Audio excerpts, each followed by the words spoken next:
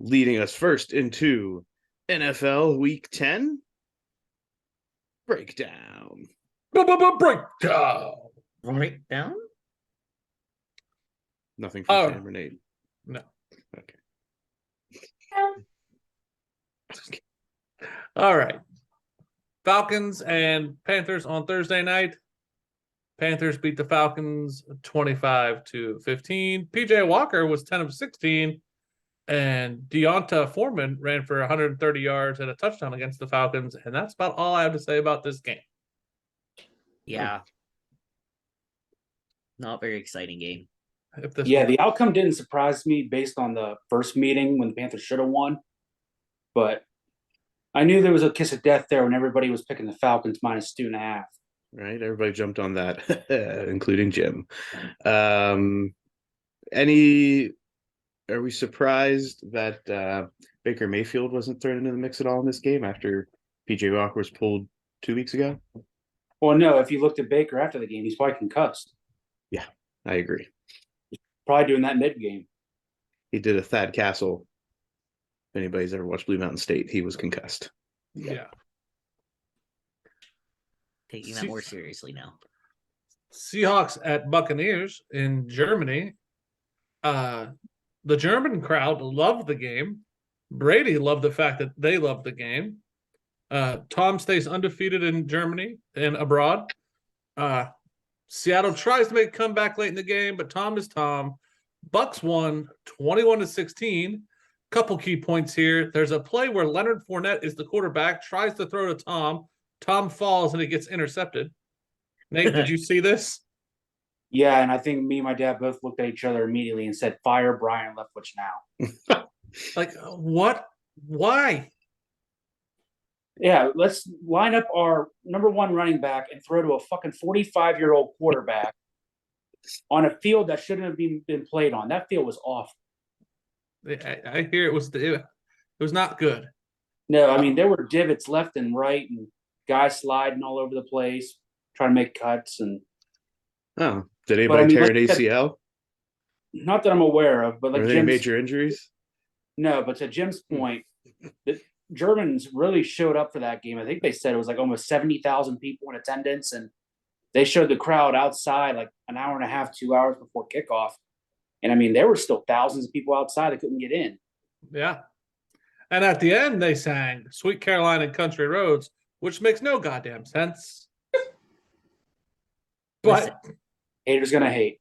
It would have been awesome if the Seahawks would have won. Oh, it would have made sense a little bit there, right? Yeah. But I'm not mad about it. I still loved it. Why? Okay, why would Sweet Caroline would have made sense? Because a lot of WVU people play Sweet Caroline, whether they're playing Pitt or not, just to yell, "Eat shit, Pitt." Okay, but do you realize Pitt does that at their kid game? Okay, but can we get back to why this was done in Germany? I don't know. Maybe they really know that song well. Yeah, maybe it's one of their things. Maybe it's one of their jams, Jim. Is this what the Germans think we do at football games? I don't know, but at one point during the game, they kept showing the crowd doing the wave. Well, I look at it like Germans like beer, West Virginians like beer. Maybe they thought we'll relate on everything. We'll play your songs. I still contend that Sweet Caroline is not a WVU song. But in a way, it is because they take it completely the opposite way. Like, if you go to any West Virginia wedding, they'll play Sweet Caroline at some point just so everyone can yell, "Eat shit, Pitt." They played it on the boat coming back from the island we went to in the Bahamas. And Nate would not yell "Eat shit, Pitt" with me, but I did. Lane. I didn't want to make a scene. Why? Thank you, Nate. Thank you. Apparently, Sam already was, so I mean, you may as well just jump on for the ride then. Nate has tact. All right. One other point I saw they said about this whole NFL in Germany, they are already scheduled to play 3 more games in Germany over the next 3 years. 1 more in Munich and 2 in Frankfurt. Well, unless Putin has his way. We'll see. Unless Putin blows up the football field, and then there will no copy football. All right, users, take the next one. Alrighty. We have Kenny Pickett going 18 for 30 and 199 yards. TJ Watt making his much anticipated return. Life starting to feel normal for Steeler fan. The Steelers running for 217 yards. 217 yards. Najee Harris It felt good today. It did. It felt good, except for Minka Fitzpatrick, who had an emergency appendectomy over the weekend Well, and is going to yeah, be out for a few weeks. but imagine feeling good without Minka. You know Right. what I mean? I really liked that Warren guy. The other running back that the Steelers have, I like that there's somebody I trust and that is like solid to come in and give Najee breaks. I think it makes Najee a better football player because today I noticed he's busting out some of these runs that were a little farther than normal. And I think he has a little more steam in his engine because he has someone that's kind of giving him that break. Mike Tomlin is said to have told him that he needs to get north-south quicker. And that was definitely on display in today's game. He was not dancing around the holes. He was hitting the hole and getting positive yards as opposed to always trying to look for the home run. That is true. You guys good? You had your moment? Yeah. Like, you had your moment talking about Tom in Germany. I just putting in the facts. All right. Giants versus Texans. Saquon Barkley all day long carries the ball 35 times for 152 yards, scores a touchdown. Daniel Jones was 13 for 17 for 197 yards, 2 touchdowns. The Giants won 24-16. Saquon. I love that Saquon is back. I enjoy watching him play. I like him as a player, and he looks good. I honestly did not think we'd ever get true Saquon back. I agree with that. Can I just say something real quick? Sure. Penn State all day. That's fine. You're alluding to what I'm going to do later, and I understand. Oh, I'm not alluding. There's no illusion. The viewers, the listeners only know that I said it first. Wait, wasn't what McSorley or whatever he even got some action. All right, the Dolphins versus the Browns. The Browns suck. Tua rolled all over them. 25 of 32 for 285 yards, 3 touchdowns. Dolphins did whatever they want. They held Chubb at bay for 63 yards and a touchdown. Oh, did I say the Browns suck? Because they suck. What was the final score? I don't even know or care because the Browns lost and they suck. Hold please. 39-17. A lot Yeah. to not a lot. It was bad. We've It was bad. two Okay? two more weeks before I say something about the Dolphins. Is that Yes. where we are? Yes. Fair enough. Next up, Jaguars versus Chiefs. Mahomes is Mahomes as he goes 26 of 35 for 331 yards, 4 touchdowns. Trevor tries to hang in there. He throws for 250 yards in the air and 2 TDs. But in the end, it's the Chiefs. There was a scary hit that was flagged, picked up when Jags' Andre Cisco delivers a helmet-to-helmet hit against Juju and leaves him motionless with his hands frozen for a second. Pisses off the Chiefs. The Chiefs win 27-17. Teammates helped Juju walk off the field, even though it was seen that his hands were in that frozen position like Tua. Yeah, he looked bad. I'm concerned with, don't we have a spotter, and why did we let him walk off? I mean, I The don't really. rules are the rules. Protocol is the protocol. All spotter can do is tell them you need to check on this player. Well, I'm just glad they didn't walk. I'm just glad they didn't let him walk back on. Fair enough. Good point. Anything else in this game? If somebody comes to, right, they can get hit real hard and get knocked out and be out for like a second or two. And if they get up and start to come off the field before anybody gets to them, then it is what it is. The only reason you wouldn't be allowed to walk off the field is if you're concerned for like a spinal injury. Right. I thought that frozen hand thing was indication that it could be a spinal thing. It definitely. Well, I could, thought that was but more of an indication that it was a serious brain thing, and they were like, "Oh, if that happens, you're never coming back in the game today." After you saw what happened with Tua, Very confused. Did he come back in the game? No. I don't believe so. No. Oh, well then sounds like it worked. I'm just confused by the protocol. That's all. I thought the frozen hand thing was very serious. What would you expect to happen? That's what I'm curious on. I thought we were sending the medics out there to get him.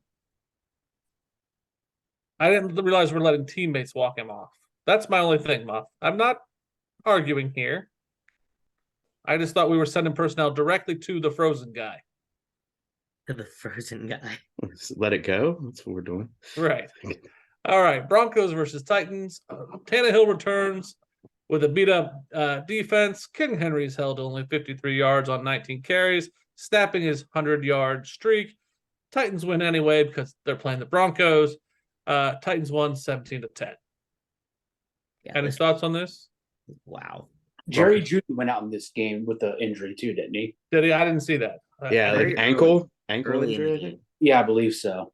He's carted off. Yeah, just added to Wow. another list of Broncos receivers that can't get through a season. Wow. No, if you're a wide receiver in college, don't get drafted by the Broncos because you won't make it 2 or 3 years. All right then. Lions versus the Bears. Oh my. Lions pull off the win, scoring 21 points in the fourth quarter. Ohio State shows out all day. Muff says it's ridiculous, but I said it was ridiculous. Actually, that was Alex saying it was oh, ridiculous. screw you, Alex. Fields has a great day running with purpose. Jeff Okuda tied the game with a pick six for the Lions. Lions still pull out the win 31-30 in a game that really means nothing. But the Ohio State players had a great day in this game, and that's what matters to me. Does it? Yes. They don't play for Ohio State anymore, Jim. Just Still, remember, it's cool. remember that. Forget you, Muff. And they Forget you. both play for teams with 3 wins in week 10. Yeah. Obviously doing a whole lot for the game of football. I hate you people. All right. You set yourself up for this. I know. Vikings get a critical Josh Allen turnover to win their game against the Bills, stunning the Bills in overtime 33-30. It was one of several turnovers by Allen as he turned the ball over 3 times in the fourth quarter and overtime. Cousins threw the ball for 357 yards. Justin Jefferson was the recipient of 10 catches and 193 yards. What do we think of Josh Allen? First, Should he have rested? let's not gloss over the fact that Justin Jefferson may have made the catch of multiple Yes. years in this My- game. Okay, you see that catch? So if the defender would have just let go, Yeah. I think he would have dropped it. Yeah, he skied up for a one-handed grab, and the sequence in the last 2 minutes of this game was absolutely outrageous. That right? was like a full game.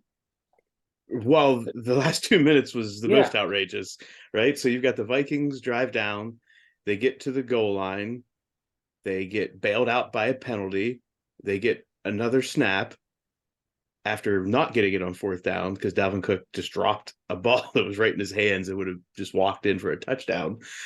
Then they go for it again. Kirk Cousins does not make it on the QB sneak, turns it over to the Bills. The Bills have it inside their own 1, and Josh Allen can't take the snap, and the Vikings recover it in the end zone for the touchdown. And that's what got us to overtime.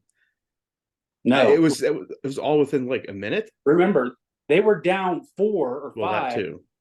And then they recovered that ball in the end zone, kicked the extra point to go up 3 with less than like 30 seconds to go. And then Josh Allen does Yeah. what Josh Allen does, drives down the field, gets him in field goal range to tie it to go to Yeah. overtime. Just Yeah, absolutely that last 2 outrageous. minutes of overtime of that game were that's incredible. The important thing here is, what do we think of Josh Allen?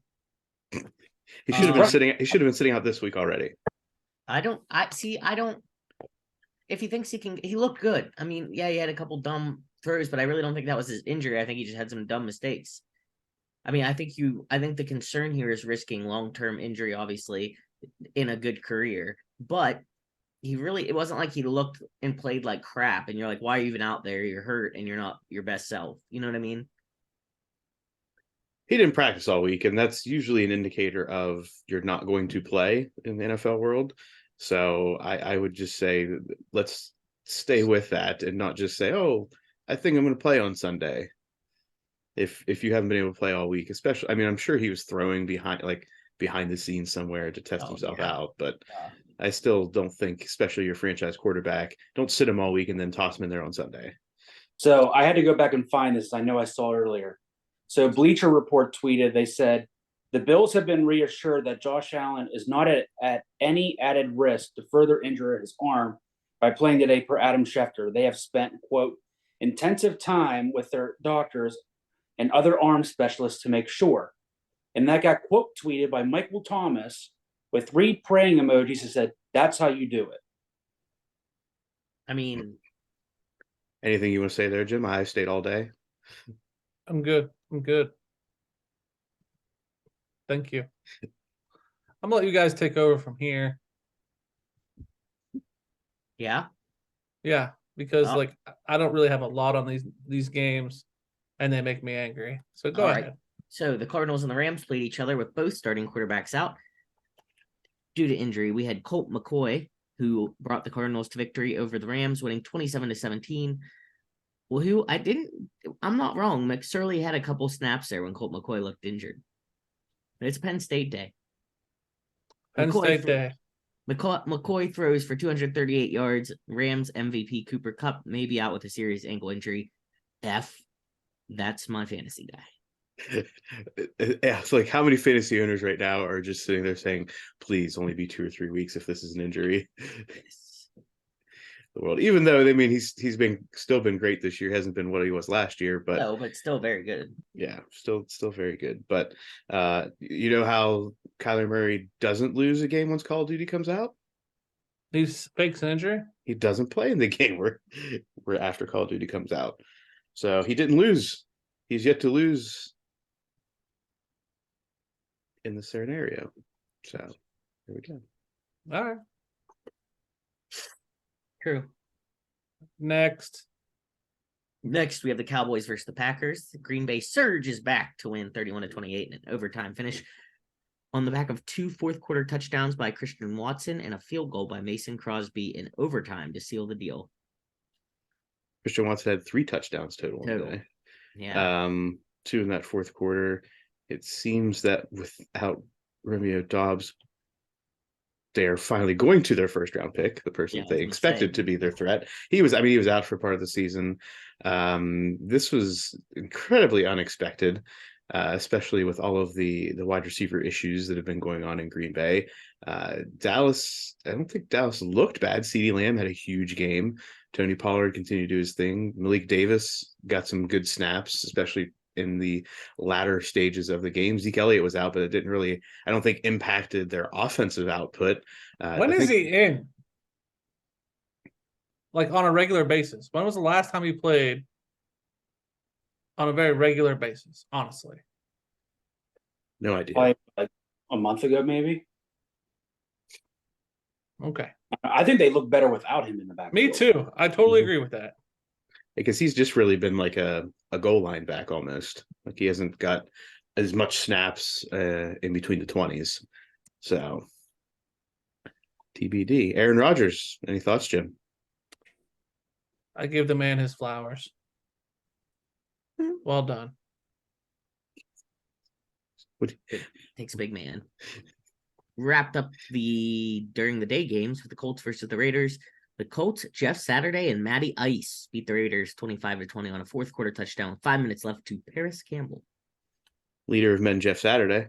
Ohio State, Paris Campbell. Was nothing without Jeff Saturday as the coach. Yeah. So. Right. Matt Ryan is back in a quarterback now. Jeff Saturday in the fold. The Raiders continue to just find ways to not be good and lose all of the games. Yeah. Yeah, they're bad. Right. Jonathan Taylor They had should be a good. good game for the first time in a while. Yeah. he did. Yeah. I concur. The Raiders, I mean, let's not like forget that the Raiders lost their leading tackler who retired last week, Blake Martinez. Mm-hmm.